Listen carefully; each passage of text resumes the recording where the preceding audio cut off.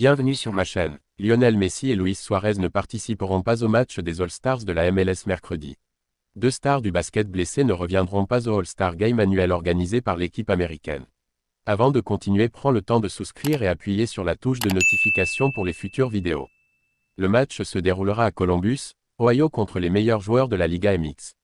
Ce match mettra en vedette deux anciens joueurs de Ligue 1, Hugo Lloris et Denis Bouanga, manquant les 2/3 des effectifs du MSN, peut être dur. Luis Suarez s'est blessé au genou et Lionel Messi à la cheville depuis la Copa América, et l'Inter Miami dit qu'il pourrait rater le prochain match de championnat contre le Mexique de Puebla. La star de l'Inter Miami, Lionel Messi, ratera le match des étoiles de la MLS en raison d'une blessure à la cheville. L'attaquant de 37 ans a quitté le tournoi de la Copa América en Colombie après s'être blessé à la cheville. L'équipe de Floride a annoncé lundi que son coéquipier Luis Suarez manquerait également la classique annuelle du circuit Garber à Columbus en raison d'une gêne au genou. Le club Santos a appelé Lamine Yamal après que ce dernier ait posté sa photo de Yamal présentation du nouveau manteau. Si vous le souhaitez, vous pouvez prendre Villa Belmiro et profiter de l'occasion pour explorer le temple du football mondial pendant vos vacances. Félicitations en noir et blanc, Ninho de la Villa, a posté Santos sur les réseaux sociaux. Lamine Yamal, appelé au Brésil, n'a pas répondu à la demande de Pelé. Le Barça, l'attaquant, a encore 2 semaines de repos avant son retour au Blaugrana. Il pourrait donc profiter de l'occasion pour se rendre au Brésil, comme Santos l'a promis, pour visiter les bureaux du club et recevoir le nouveau maillot. Lamine Yamal, appelé au Brésil, n'a pas répondu à la demande de Pelé. L'attaquant du Barça a encore 2 semaines de congé avant de retrouver les Blaugrana.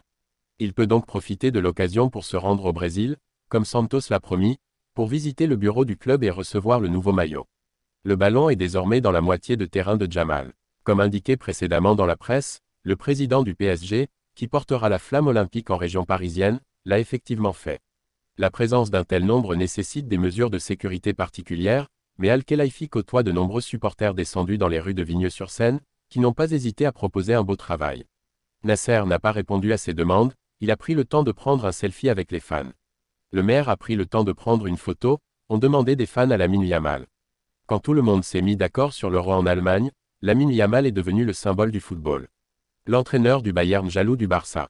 Le Bayern Munich poursuit son rêve de recruter la fille du FC Barcelone, Lamine Yamal. Le président d'honneur du club bavarois, Uli Hoeneß, a exprimé son admiration pour le talent du joueur de 17 ans pour le football européen.